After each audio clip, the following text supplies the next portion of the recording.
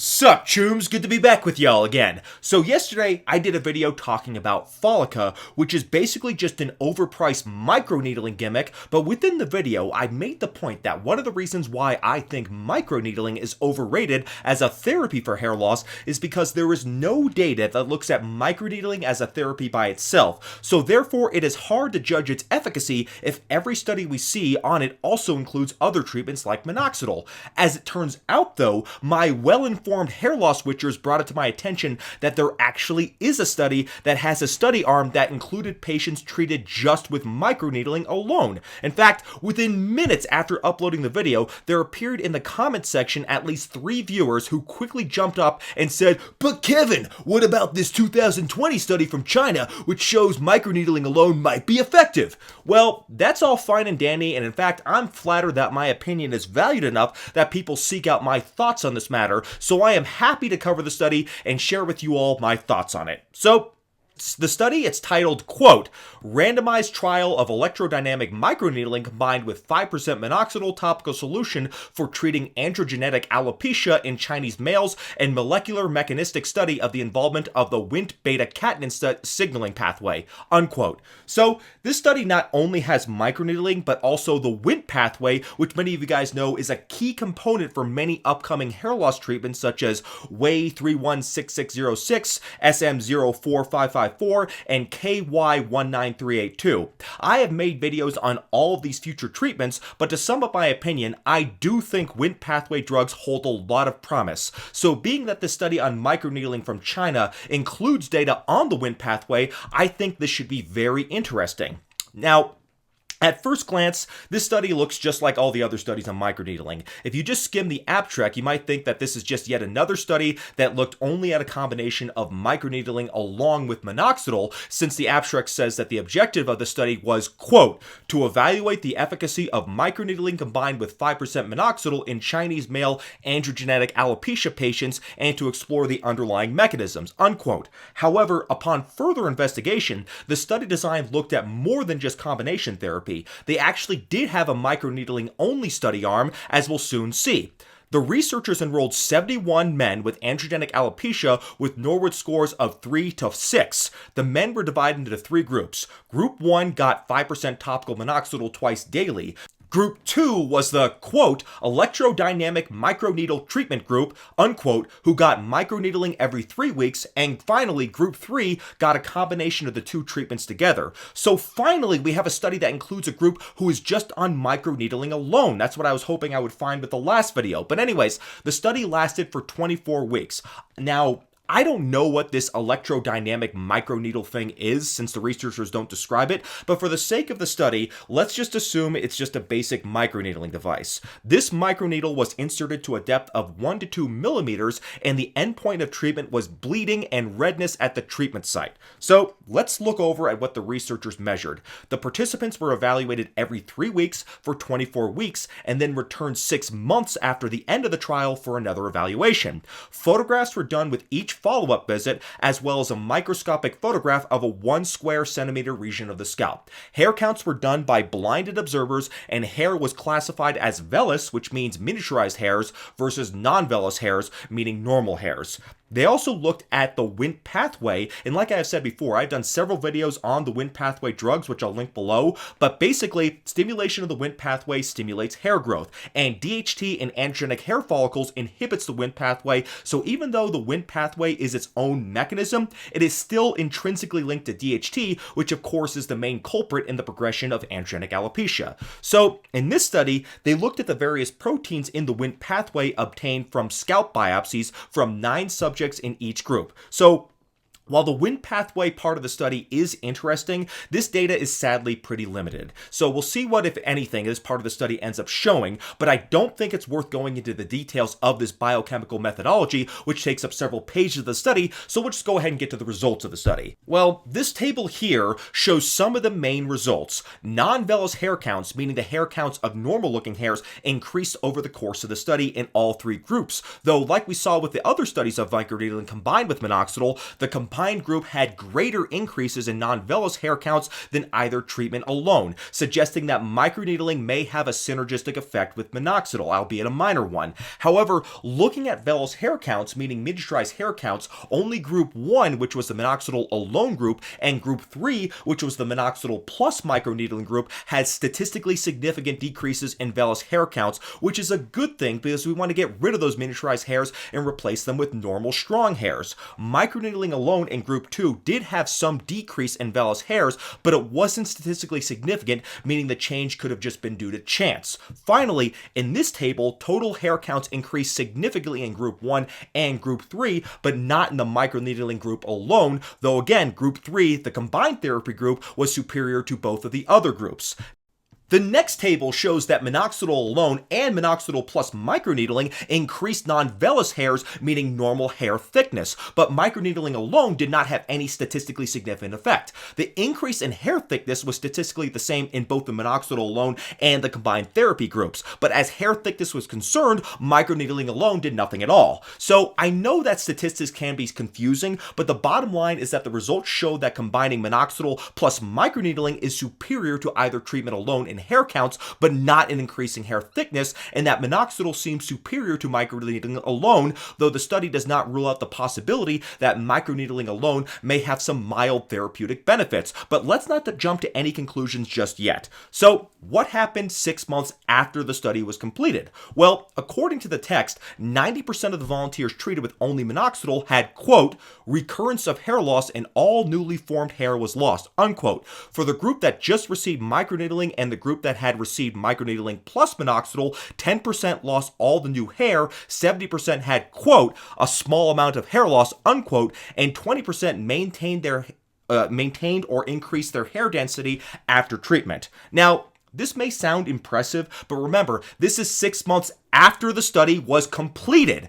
Once the study was over, there was no obligation that the subject stay on therapy or discontinue therapy or even start a different therapy like finasteride. There were no controls on the subject, so it's possible the microneedling group went on minoxidil and the minoxidil group just decided to stop minoxidil altogether because they didn't like it. We don't know, and the study authors don't give us any clue as to what these subjects did once the study was over, so we can't really make any judgment from these results.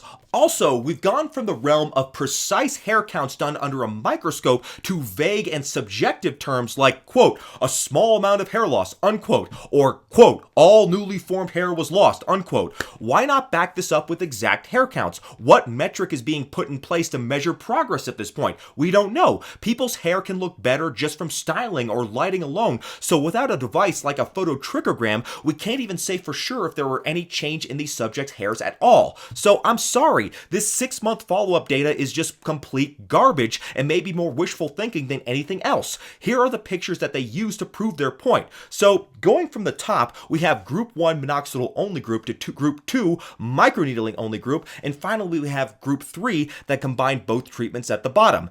I don't find these photos that convincing at all. If you look at the second row, in fact, which is the microneedling alone group, the researchers say that most of the subjects lost no ground, but it looks to me that the 6-month follow-up picture actually does look worse, as from the crown you can see it's more diffuse compared to the treatment photo. Now, it does look like the middle photo from the second group is better than baseline, but remember, this is just one subject that they probably chose to represent the best result possible. The most solid data from this study is from the actual hair counts that were done, and they didn't bother to do hair counts 6 months after the end of the study, so again, I think this follow-up data is pretty much just complete useless garbage. So let's get to the side effects of the treatments. In the minoxidil treatment groups, there was the usual small incidence of a few patients who had things like scalp itching or eczema or seborrheic dermatitis. This is pretty typical of most research done on topical minoxidil, so no big deal. Interestingly though, a few patients in the microneedling groups had some enlarged lymph nodes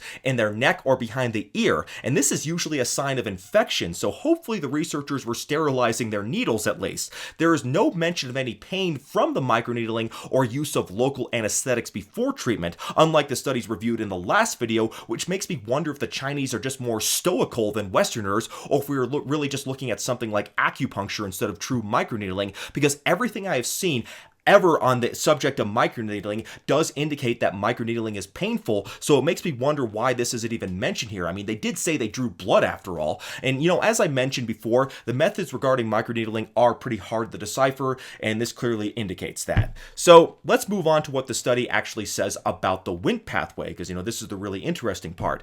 This data is complicated, but to summarize it, minoxidil alone seemed to stimulate the Wnt pathway, which may be a mechanism by which it promotes hair growth, although keep in mind, minoxidil has many proposed theoretical mechanisms, and none of them have been fully established yet. However, what's important here is that the study found that microneedling alone did not stimulate the Wnt pathway, which raises the question, why were there any beneficial results from using microneedling alone in the clinical study? The lack of a Wnt pathway effect from microneedling alone puts into more question whether the minimal clinical results we've seen with microneedling by itself may have been just due to a chance effect. I mean, keep in mind, hair growth is cyclical, so everybody, even people who have androgenic alopecia, will have times of the year where their hair looks better than at other times of the year. This is why in studies on hair loss treatments, you sometimes even see growth in the placebo control group who are on no treatment. Finally, the combination of minoxidil plus microneedling had even more effect on the Wnt pathway than minoxidil alone,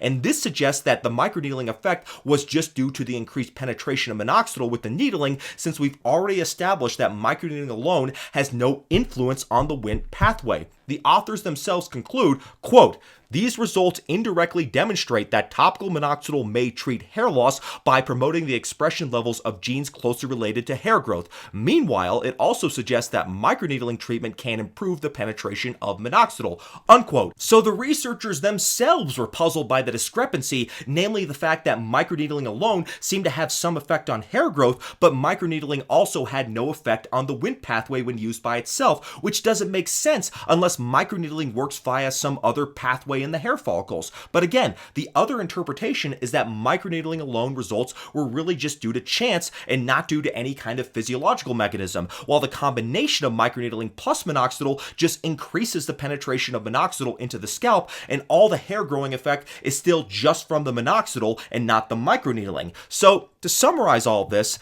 study, unlike other studies of microneedling, did contain a microneedling alone group consisting of a grand total of just 23 subjects.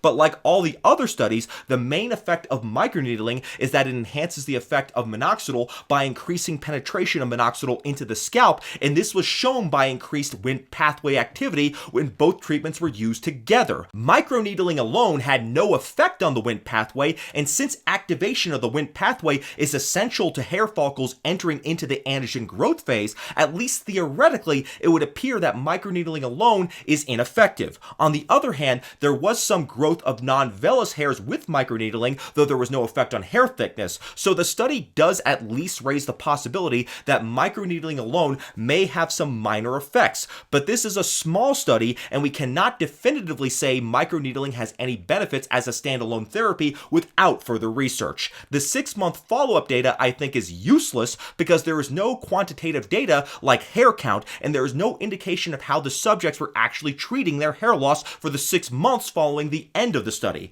So with that, I stand by my statement from the last video that there is no human data showing that microneedling alone is effective for the treatment of androgenic alopecia. At best, it's just a weak adjunctive therapy with minoxidil, and it's not even the best one at that. That would probably be something like tretinoin, which has been proven to increase the presence of the sulfotransferase activity on the scalp, which converts minoxidil into its active form, minoxidil sulfate. So if you really wanted to use something that could enhance the effects of minoxidil, just use tretinoin instead of stabbing yourself in the scalp every week or so. Also, I'll go ahead and throw out another challenge to the microneedling fans. There's no study demonstrating the safety of long-term microneedling. It only became popular maybe 5 or 10 years ago when the lab rats from the hair loss forum started hyping it up. But just think about this for a moment. If you are constantly causing inflammation with microneedling, couldn't you eventually get the formation of scar tissue? Remember, the end stage of androgenic alopecia is also the formation of scar tissue. It's called fibrosis, hairs. And once that sets in,